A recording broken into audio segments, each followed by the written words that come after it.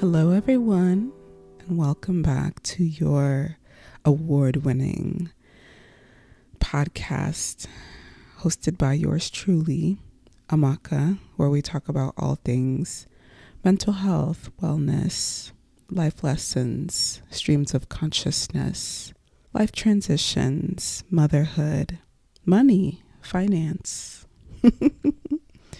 and everything in between. Thank you for joining me once again. It is Tuesday, June 30th. Another month has come and gone. I am recording just before 8 a.m. in the morning while my husband still has the baby and before we do our switch off. So during the bit of downtime that I'll have during the day, I will be editing and make sure I get this posted for you guys tomorrow on July 1st, which is wild to say. We are officially entering the second half of the year of 2026. It is a lot to accept, but not in a bad way. It's just like, where has the time gone? Where has the time gone? I have days, especially with the baby now, where they just feel like molasses, like they're just dragging, but then bird's eye view, time is flying.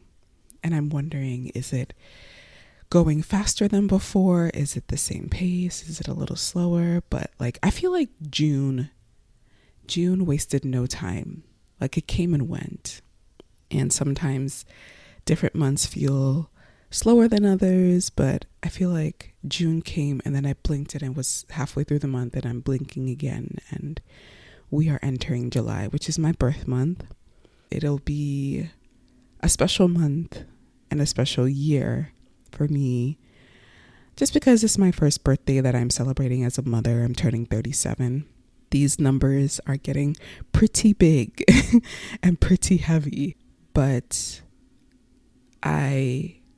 I'm so grateful. I just feel so much appreciation and gratitude for where I am in life, what this year has been for me so far. And I don't have too much planned. Honestly, I want to get a facial. I've never had a facial before. I want to get a facial. I have a place in mind that I'm going to set an appointment for. And honestly, I think I kind of just want to spend the day with my family, with my husband and my son. So we might go downtown together, depending on how hot it is. Hopefully it's not too hot. We are in the middle of a heat wave right now. This whole week is going to be in the high 90s. So for the most part, we're going to be in our home blasting the AC, especially for the baby. He is very temperature sensitive and can get very uncomfortable and very much express it loudly if he's too hot or too cold. So we will be, for the most part, at home for the week until the heat wave passes. I'm hoping my birthday weekend, my birthday is on a Saturday this year, I'm hoping that it's not too hot so that we can go out and we can enjoy ourselves. And I want to get some barbecue on my birthday. I don't know why. So ultimately, I want us to have an outing together as the three of us going to somewhere to eat. And we haven't had that yet. We've had that with extended family because my husband had his graduation dinner a couple weeks ago. His family came into town. My family has come into town to see the baby and we've gone out to eat. But as far as us being a trio, we haven't done that yet. So I feel like my birthday would be a good opportunity. My husband is going back to work. I'm sad about that. That'll be an adjustment. And he is working 12-hour nights for the next 2 weeks. So that'll definitely be an adjustment. But on the flip side, he is going to be off on my birthday. So I'm looking forward to that. And I'm looking forward to us just being together, the three of us being out, celebrating my birthday and just savoring all the goodness of being a family now. I kind of want to just dive into what I want to talk about this morning. As you can see from the title, I have concluded the postpartum diaries for now. I'm really happy that I kind of shared what I did with my experience so far, but I want to jump back into books. I want to jump back into other topics for the time being. So postpartum diaries is concluded for now. If it's concluded, indefinitely, then that's all that it was going to be. If I come back to it, then I come back to it. So I really want to dive into the content for this episode. This book, I'm still reading it. I have finished part 1. It's a 2-part book. I have finished part 1 and I want to talk about it.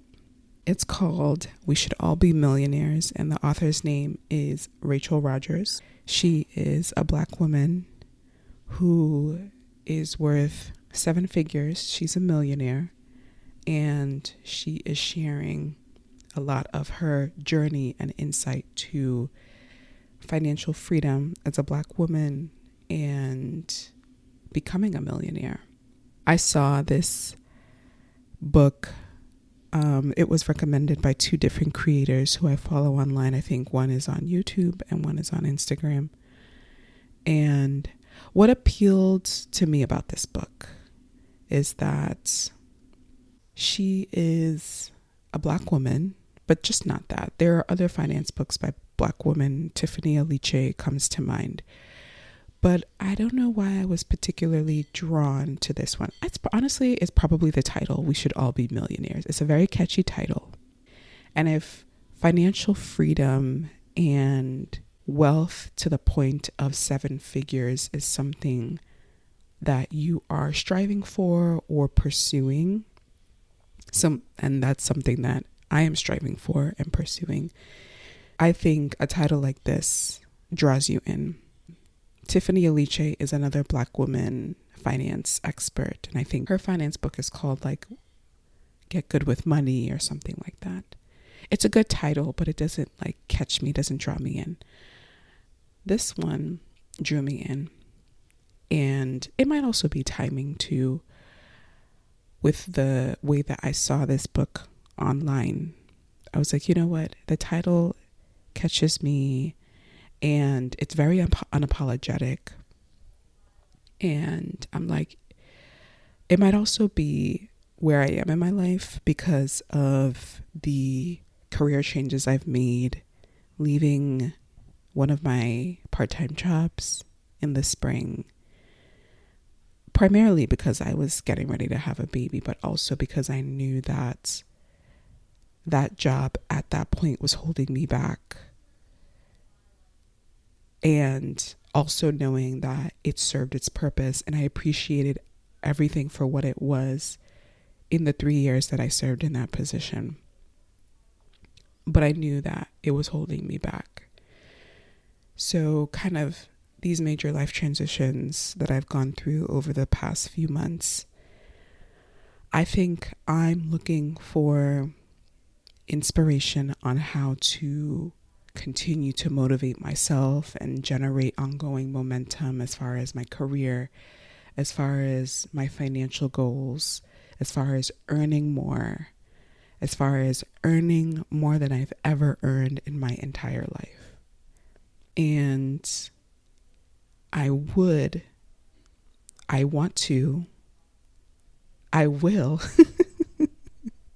don't mind me, I will reach 7 figures in my life. I think a book like this for me is helpful because it just gives me some more scaffolding. It gives me some more practical advice. It gives me prompts to interrogate internally. And I think it's really worth talking about on the podcast for folks who might be on a similar journey, for folks who think that $1 million is or more is an impossible feat or an unachievable goal, or is irrational or unrealistic to try to attain. And we're going to talk about that. So yes, We Should All Be Millionaires by Rachel Rodgers. I'm going to touch on 3 things in part 1 that is going to stick with me. I know I'm going to continually reference back to this book on my journey to financial freedom, but 3 things off the top of my head I wanted to discuss on this episode. One, I've already talked about in another capacity, but very much applies to finances and financial freedom and attaining financial goals that you have never reached, and perhaps no one around you has ever reached, no one you know has ever reached, no one you're related to, family-wise, whoever has ever reached.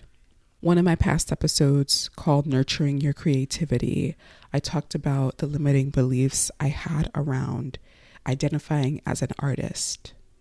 And that exercise that I did with myself, honestly, not being hyperbolic as far as my creative journey, was a breakthrough, because I was able to write down the limiting beliefs, whether I was aware of them or not, that was keeping me from getting to know myself as a creative person and someone who could create and someone who can call themselves an artist. And that has been something that has allowed me to explore what I have in me as a creative. And because of that, I'm able to allow myself to experiment with different creative mediums, creative outlets, creative ideas. It has allowed me to try things and not like them and not get entirely discouraged, and to keep going, because being creative, being an artist, it's a journey. Ultimately, what I'm saying, it's a journey. You're going to encounter moments in that journey where maybe you don't like what you're creating and you stop, or you pivot, or you create something on top of that. So interrogating my limiting beliefs as an artist really helped kind of blast the door open for me to see what I was capable of. Rachel Rodgers talks about limiting beliefs in this book. What are your limiting beliefs around money? And in the back of the book, I started writing my limiting beliefs down, because for me, what I have realized is the limiting beliefs feel so monumental and consequential, I guess, in my mind. But when I write them down, I'm like, this isn't true. I don't know. I have more conviction in proving these limiting beliefs wrong when I see them on paper. So she talks about how a lot of times many of us women, but many of us Black women, are capable so much more than we realize to make 7 figures in our life. And I'm not talking 60s and 70s. I'm talking, we can make 6 figures right now. We can make 6 figures in our 30s, in our 40s, in our years where we can enjoy it through life. So she listed some limiting beliefs that a lot of folks struggle with. And I'll just identify a few of them, because anyone who's listening could resonate. Certain limiting beliefs that she included were, I'll never get out of debt, money making is hard, money making is too risky, I'll always be broke, money changes people, people won't like me if I have money. And depending on who you are, some of these might resonate and some of these might not. But the exercise for any of my listeners is to sit for a second and think, what limiting beliefs around money do you have? Some of the counteracting beliefs that she shares in the book, particularly around the ones that I've said, I'll share too. So I'll never get out of debt. She calls them broke ass thoughts. And then The counteracting thought she calls the $1,000,000 thought. So the limiting belief, I'll never get out of debt. And then the counteracting thought she shares is, I am capable of changing my situation. Making money is hard, the limiting belief. The counteracting thought she shares is, there's an infinite number of ways to make money. I can find something that feels good to me. It may be challenging, but also fun and worthwhile. Another limiting belief she shares, I'm not good with money. A counteracting thought, building wealth is a skill that I can learn. Another limiting belief, I will always be broke. The counteracting thought, the past has passed. The future is rich. My future can be different from my past. Another limiting belief, I don't know what I would do with more money. Counteracting thought, I trust myself to use my money to do great things for myself and others. I'll share this one and then I'll continue on.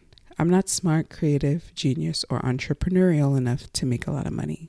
Counteracting thought, there are plenty of stupid people who are super rich. Surely I am smarter than those people. That's very true. That's something I've realized more over the last few years. Just because you're rich does not mean you're smart. And just because someone is rich does not mean they are intellectually better than you, smarter than you. Does not mean they're a genius. Being wealthy is one identity. Being smart and intelligent is another personal quality. They are not always one and one. They're not always intertwined. So I have been thinking about what my limiting beliefs are. I think I prefer to keep them to myself. But I really encourage folks who are on a financial journey or want to start changing how they relate to money. Sit down, think about, what are your limiting beliefs? What is keeping you from the other side? What is keeping you from realizing your potential as someone who earns a lot of money?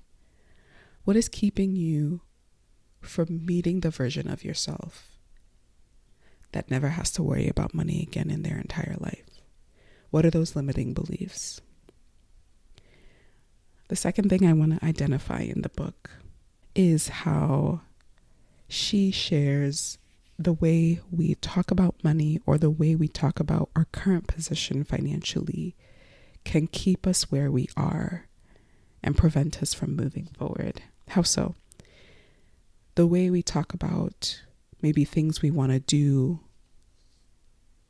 alongside our current financial situation. We often use the word but. I want to go on a vacation, but I don't have any money.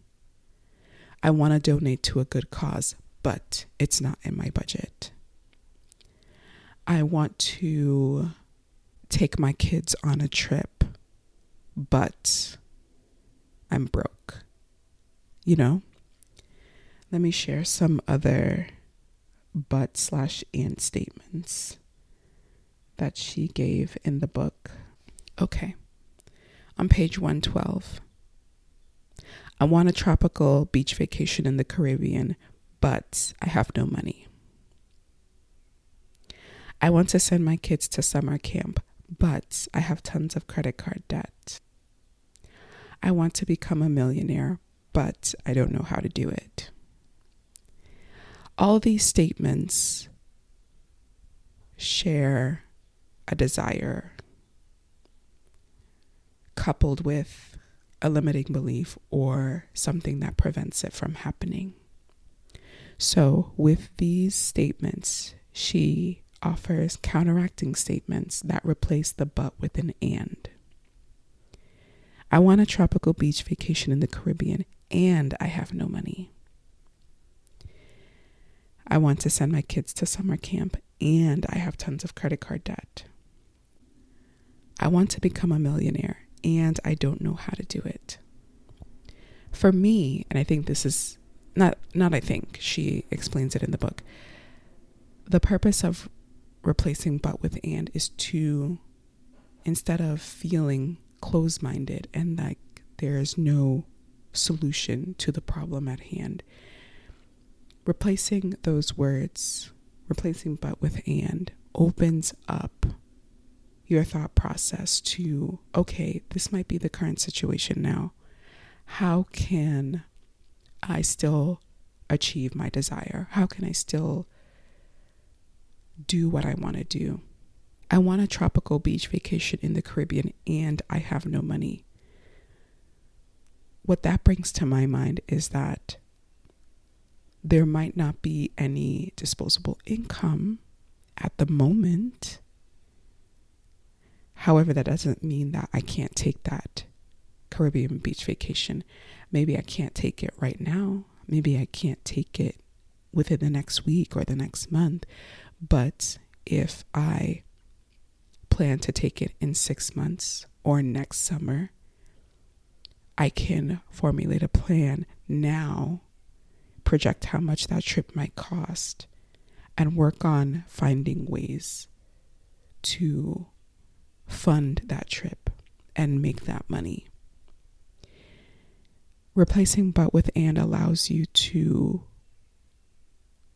gives you the permission to think outside the box when it comes to money, when it comes to making money, when it comes to generating wealth and revenue. So I really appreciate her having us as readers work through this exercise. I want to send my kids to summer camp and I have tons of credit card debt. Okay, the credit card debt is there. You want to send your kid to summer camp. How can you make that desire a reality amidst this challenge that you have? Because it's not impossible.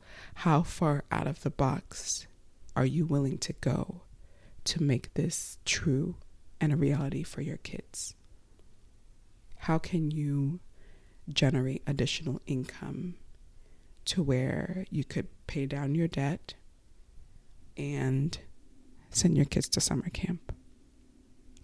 I want to become a millionaire and I don't know how to do it. What that prompts in my mind is I can learn. I don't know how to become a millionaire. I can learn. I'm not going to become a millionaire overnight, but I will become one. It's just a matter of time. I'm not a millionaire, and it's a matter of time that I will be one. A lot of times when it comes to financial freedom, wealth building, and living the life you really want, that money can support, it's not, some people fall into money. Some people are born with a silver spoon. A lot of people build that wealth. And it's not a talent. It's a skill. It's something we can learn. As long as we have the right means, we have access to the right information. Books like these are a really amazing gateway into shifting your mindset and making you realize $1 million is not the most difficult thing in the world to attain. It's really about deciding I want to, and then letting my mind open up to the possibilities. And in that process, the universe starts to shift, which I really believe in.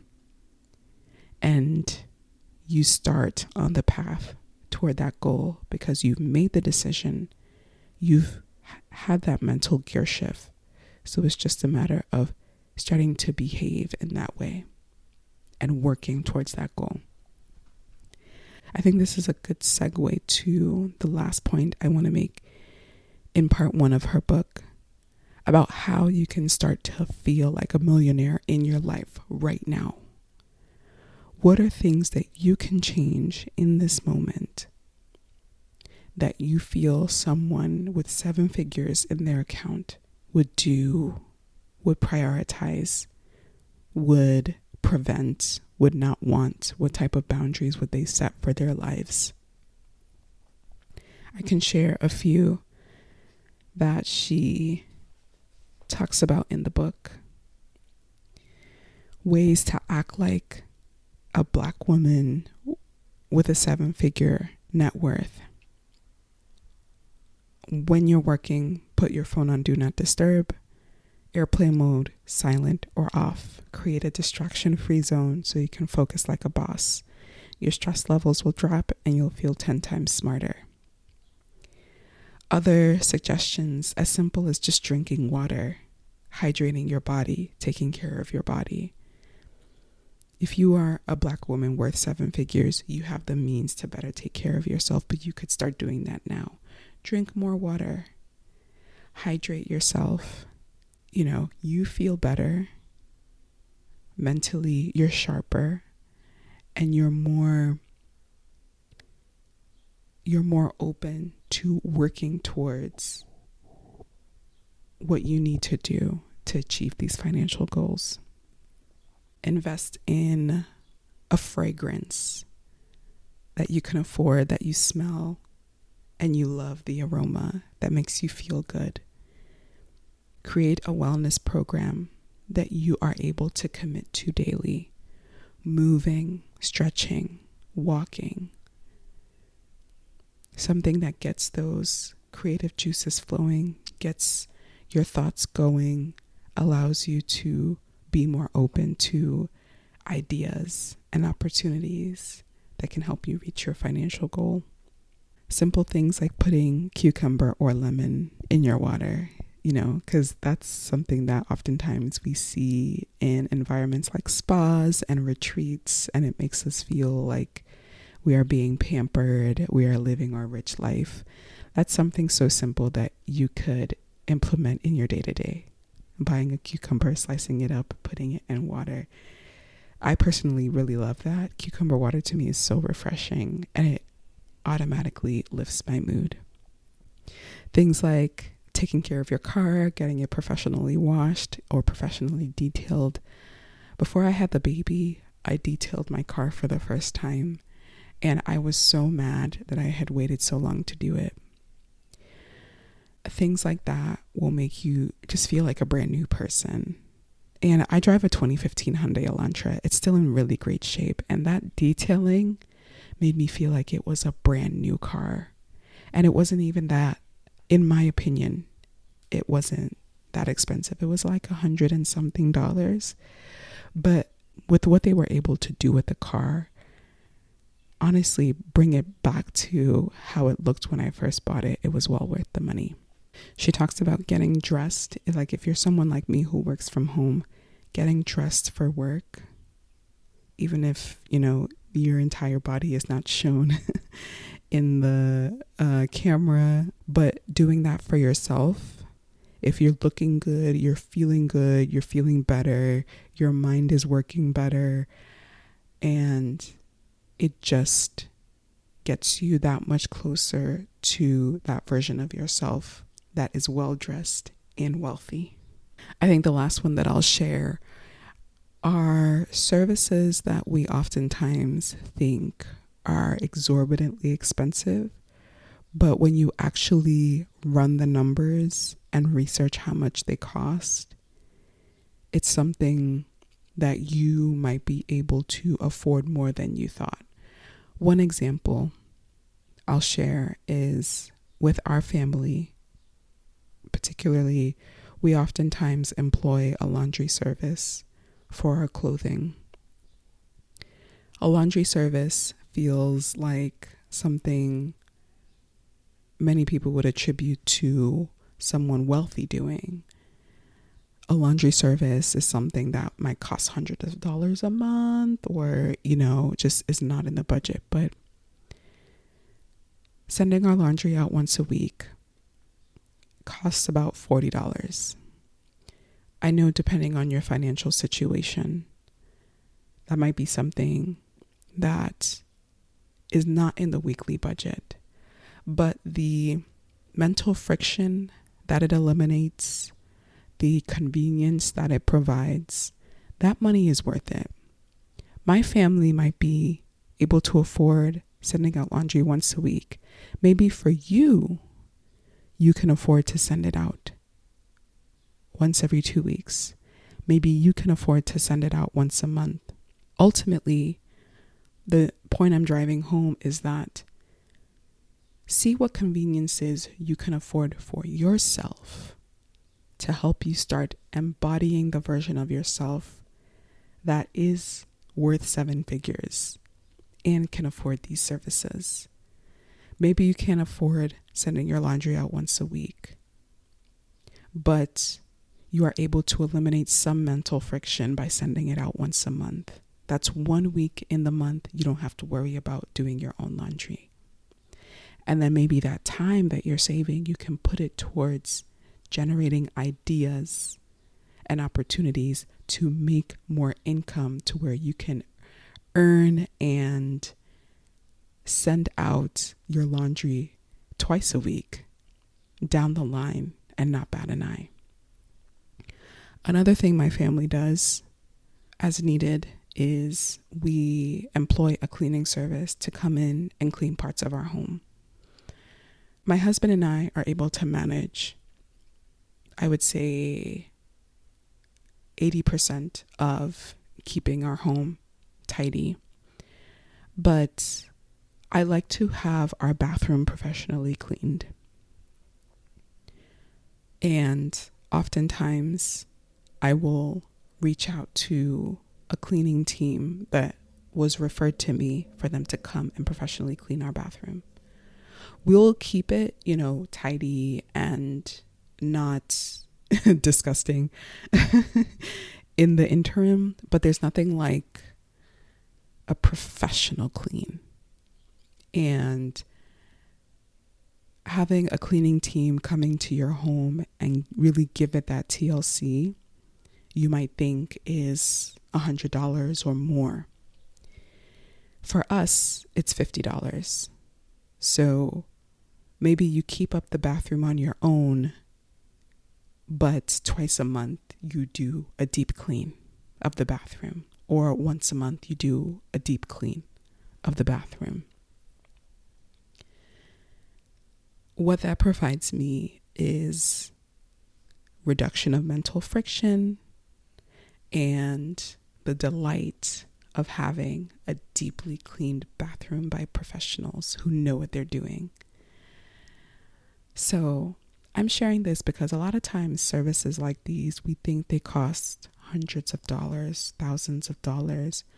But when you really explore the nuts and bolts and the pricing and the numbers, you might be able to afford more of it than you think.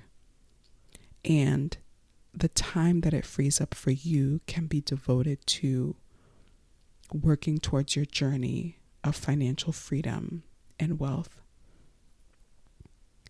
And it'll automatically make you feel like you're becoming that version of yourself already. So I just wanted to share that too. You never know. Like these services, you think that they will break the bank. You can probably afford more than you think.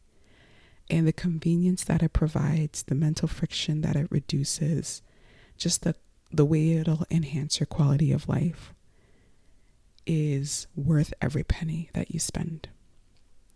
So I think I'll end the podcast episode here. I will continue with part 2 of this book on the July 15th episode.